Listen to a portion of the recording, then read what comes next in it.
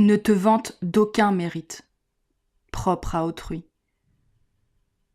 Si un cheval se vantait, en ayant la parole de raisonnement, je suis beau, cela serait dans ce cas tolérable. Mais que toi, tu te vantes, avec la parole de raisonnement, je détiens un beau cheval, tu te vantes là d'un bien, sache-le,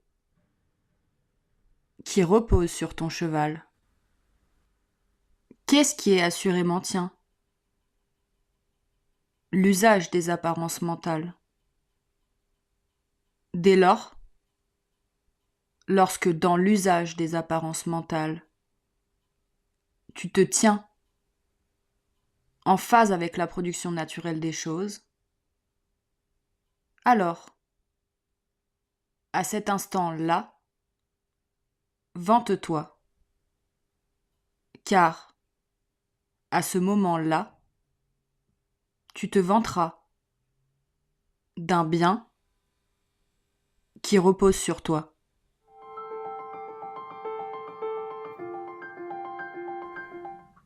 Les choses extérieures, ici, la beauté d'un cheval, appartenant aux catégories du corps et de l'acquisition matérielle, ne sont pas de vrais biens, lorsqu'elles sont dans des configurations spontanément désirées. Tenir pour de vrais biens, ces faux biens, est source de souffrance le jour, qui viendra et reviendra de façon cyclique, où cette configuration valorisée ne sera pas satisfaite, nous faisant alors tomber dans l'illusion d'un mal dont nous ne pourrions que pâtir. Les seuls vrais biens sont ceux qui sont assurément en nous, ceux qui reposent sur nous,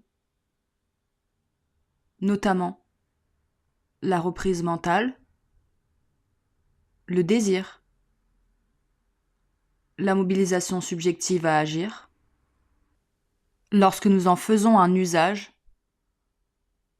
en phase avec la production naturelle des choses.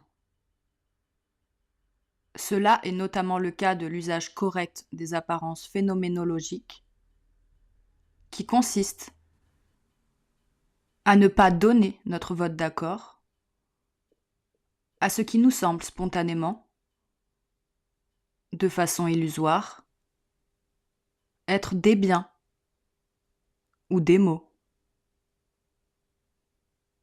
La leçon pratique, ici à noter, est de ne pas devenir dépendant.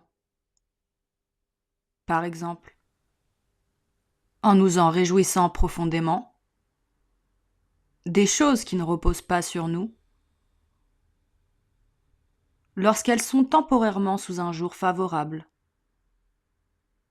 mais plutôt de nous réjouir d'avoir conscience que cette configuration favorable n'est que temporaire et que notre bien-être n'est pas indexé sur ces choses extérieures